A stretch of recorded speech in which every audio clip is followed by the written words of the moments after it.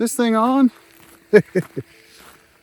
Greetings from the Hill of Beans up above Lamlash on the Isle of Arran. Let me clip this on here. This is my favourite place in the whole world. It's about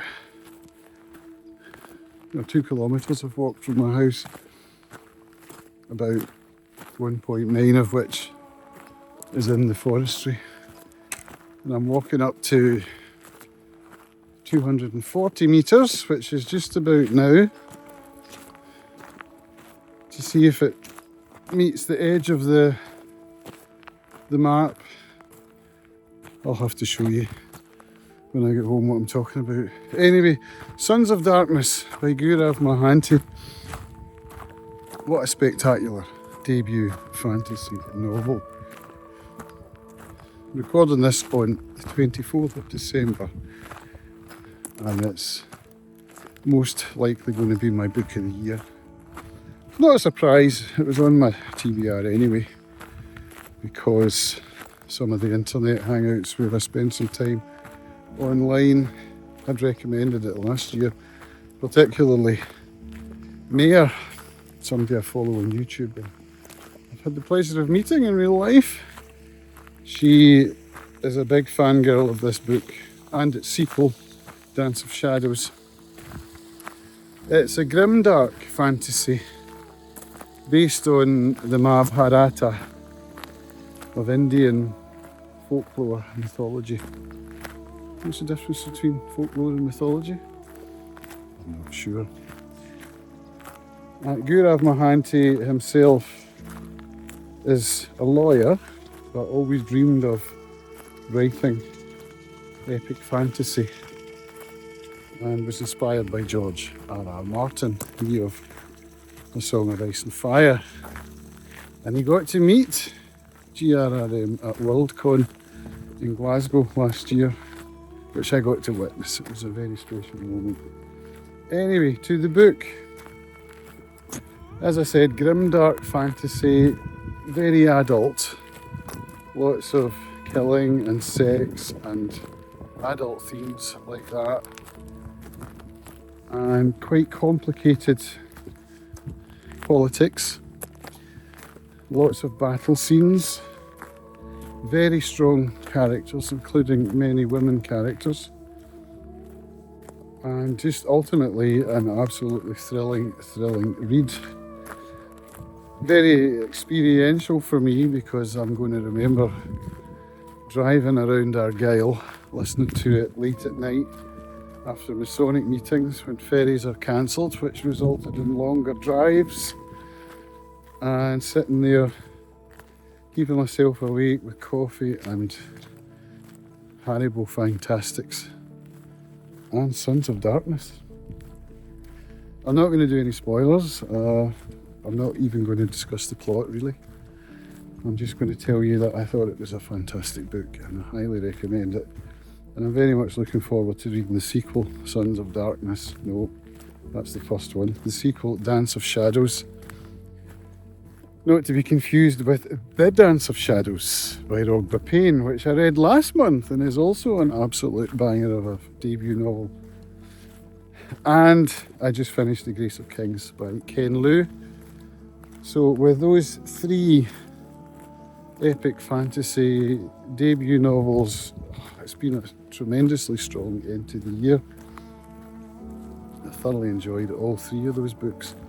So yeah, speaking of grimdark, I'm going to riff a little bit here because I was thinking about what I would like to say as I was walking in that direction. I was kind of rehearsing it a wee bit. And grimdark is a subgenre of fantasy that I've enjoyed since I first read The Chronicles of Thomas Covenant by Stephen Donaldson back in the early 90s. And I love the adult themes in these books, the politics, the way that they're written. Was that Stephen Donaldson's debut novel? It very well might have been. I think it was 1977 that was first published. And that follows an anti-hero character who we spend time with for well, 6 books at least, and then I shan't spoil any more than that, but in all there are 10 books in the series, and I've always related to them at different ages in my life, ages and stages. You know, when I was 21, I was going into university, and I was reading Covenant then and loving it. I was also being introduced to Russian literature as a student and not loving it. Anna Karenina, which I found pretty dull. Interestingly enough, I just finished it again today, sitting on the sofa this morning, and yeah, Levin is my guy. I love that book now. But when I was 21, no, Covenant was my guy, even though he was despicable and unlikable. But we all have a bit of that in us, don't we? Despair. But speaking of despair and depression and that kind of thing, is this not an antidote for that? Do you know how many books I've listened to up here? How many videos I've made? I don't either, it's countless. And I love coming up here more than anything. Just the smell, the sounds. This time of year, it's cold, I can feel the nip of the badgerness on the tips of my ears. It's just, you know, and it's, what's it going to be?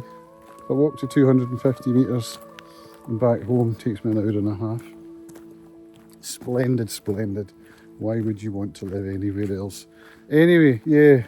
So Grimdark, Sons of Darkness, does it have anti-heroes? It's a bit like in the Game of Thrones sense, where you don't really have goodies and baddies as such.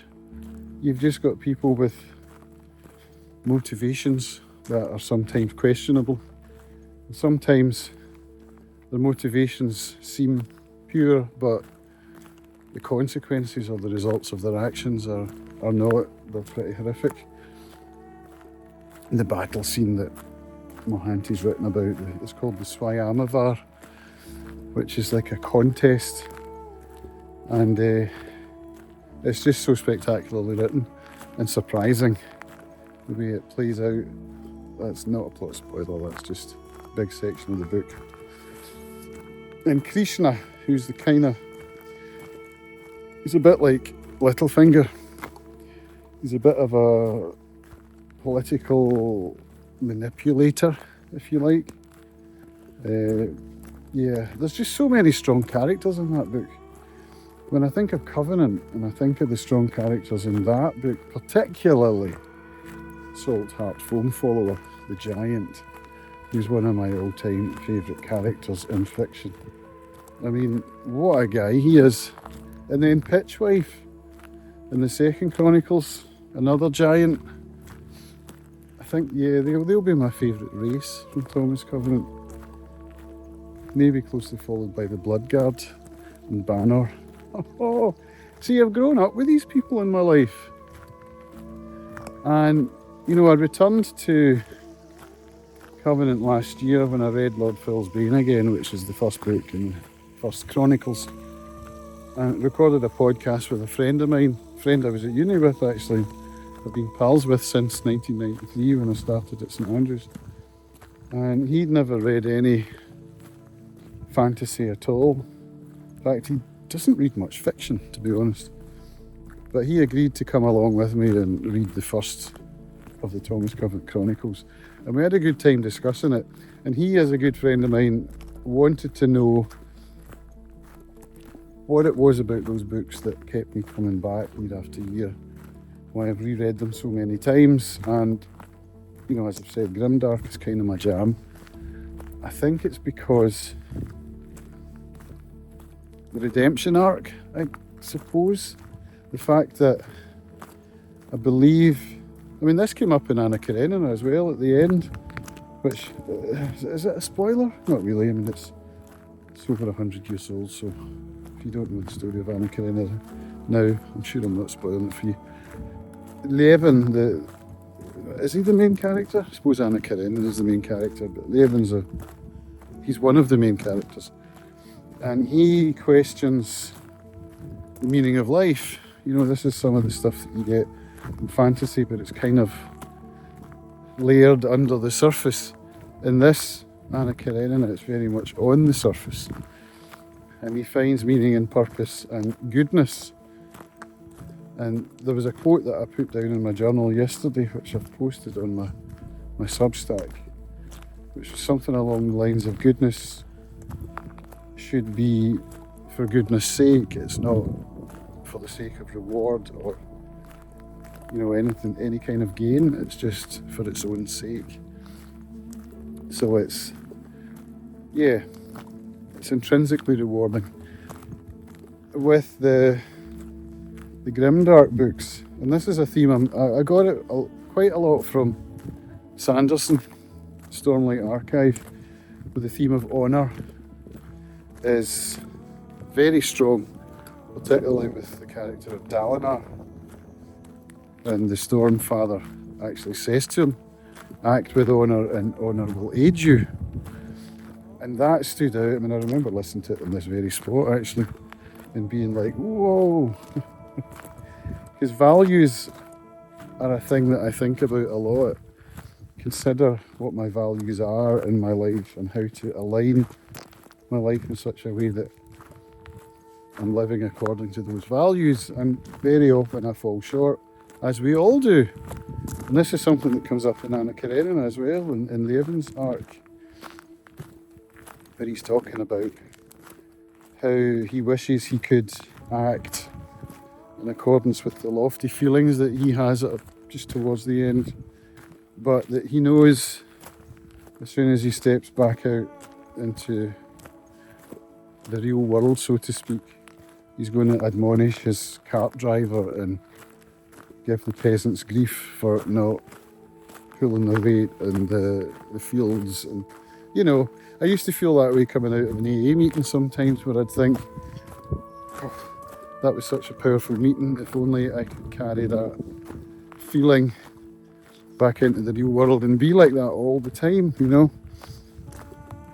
So with Covenant, as an example, you're getting an anti-hero who kind of despises himself, or because of his leprosy, he's shunned by his wife and his kid. They leave him. The town where he lives shuns him. They pay his bills for him in town so that he doesn't have to go into town, so that they don't have to see him. It's not a kind gesture. And so he learns survival through being a dick, basically. And then when he finds himself in the fantasy world, he kind of continues that theme. That's his character. But I suppose deep down he must wish that he were otherwise.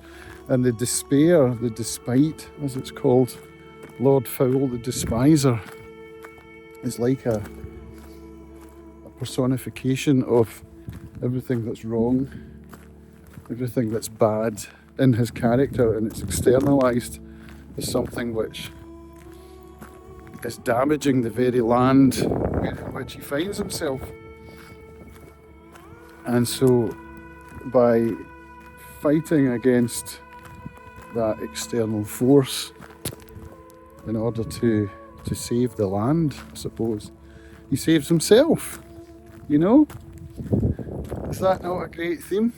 I think it is. I think that's what keeps me coming back to these books. But also in fantasy, you've got world building, and the way that Donaldson does it, the way that Ken Liu does it in Grace of Kings, which I just finished yesterday, the way that Sanderson does it, the way that Mohanty's doing it with Sons of Darkness, it's just spectacular.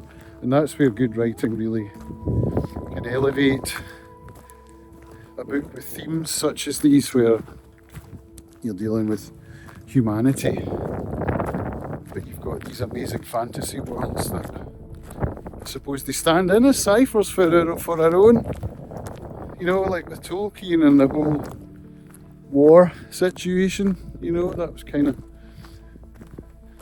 the Nazi powers and all of that inspired that kind of fantasy land. I just find it fascinating, and I think literature can can help us to navigate these themes and to understand our own place in the world.